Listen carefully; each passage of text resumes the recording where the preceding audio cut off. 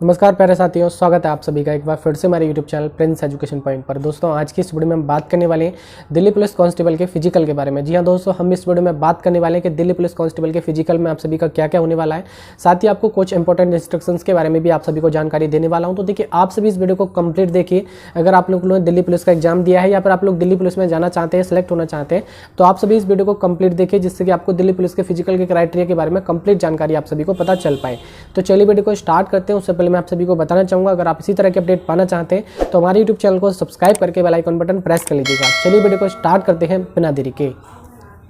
चलिए दोस्तों, बात करते हैं सब कुछ मैं आप सभी को बताना चाहूँगा। इसके फिजिकल के बारे में थोड़ा सा मैं आपको बता देता हूँ।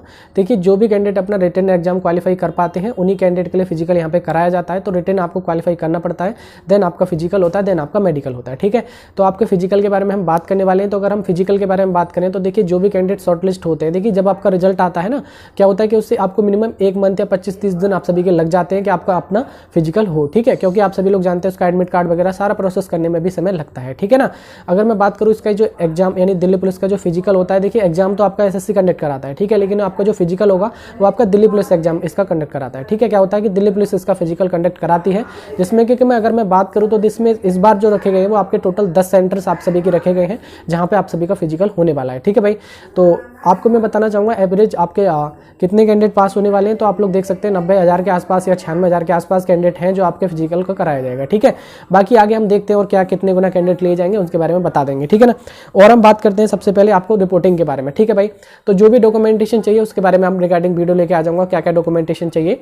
बाकी आपके जो फिजिकल का एडमिट कार्ड दे रखा होता है उसमें रिपोर्टिंग टाइम वगैरह सब कुछ दे रखा होता है। तो दोस्तों सुबह के आपके 6 बजे से आपकी रिपोर्टिंग टाइम स्टार्ट हो जाता है। सुबह के 6 बजे से आपको रिपोर्टिंग स्टार्ट कर लेते हैं वो लोग। ठीक है, तो वहाँ पे काफ़ी क्राउड एरिया होता है। आप लोग बहुत अच्छे से जानते हैं कि दिल्ली पुलिस में आपका फिजिकल जो है थोड़ा टफ होता है। आप लोग ये मत सोचिए बहुत ही नॉर्मल होता है, थोड़ा सा टफ वहाँ पे अदर कंपैरिजन में कराया जाता है। ठीक है ना।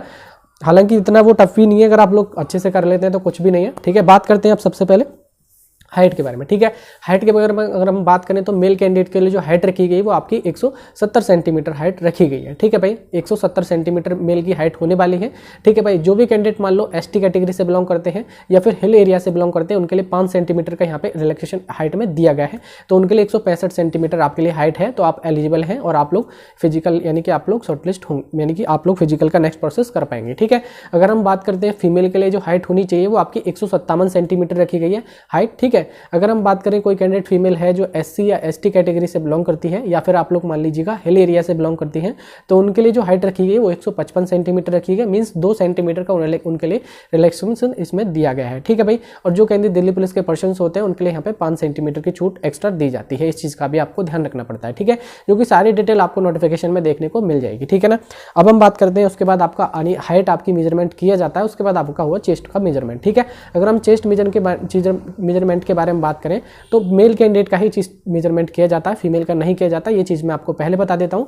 मेल के लिए मैं बात करूँ तो मिनिमम चेस्ट आपका रखा जाता है 81 सेंटीमीटर, और फुलाने के यानी एक्सपेंशन करने के बाद आपका जो चेस्ट हो जाना चाहिए वो आपका 85 सेंटीमीटर आपका चेस्ट हो जाना चाहिए। ठीक है भाई, ये आपका क्वालिफाइंग नेचर है, इसका कोई भी मार्क्स आपको नहीं दिया जाता। ये चीज़ मैं आपको पहले बता देता हूँ। ठीक है ना।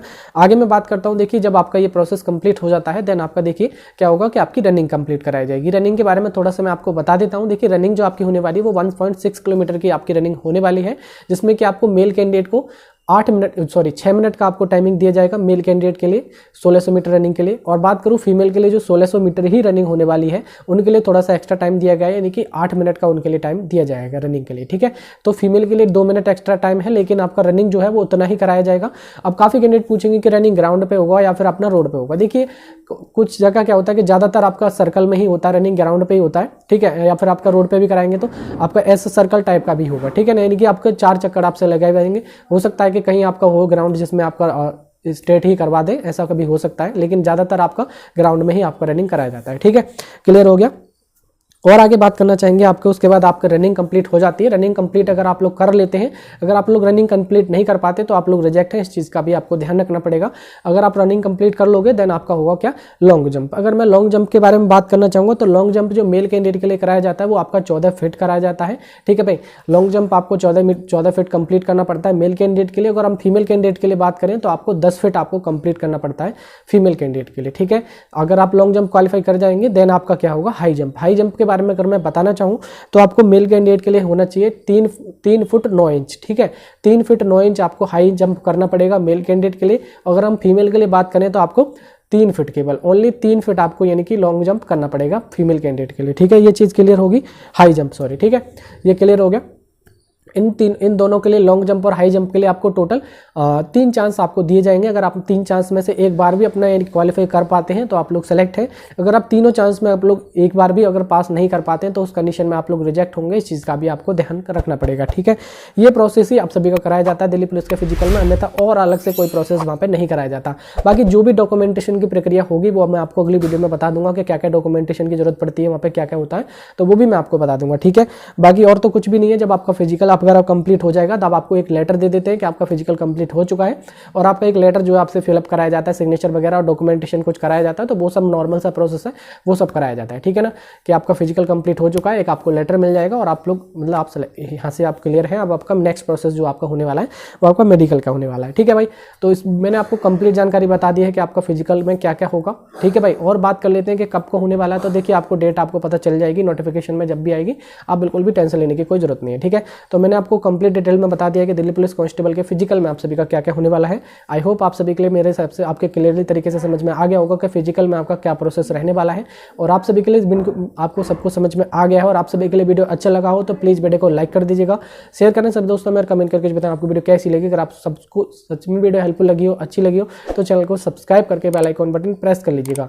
चलिए दोस्तों, बाकी मिलते हैं किसी नेक्स्ट वीडियो में, तब तक के लिए जय हिंद, वंदे मातरम।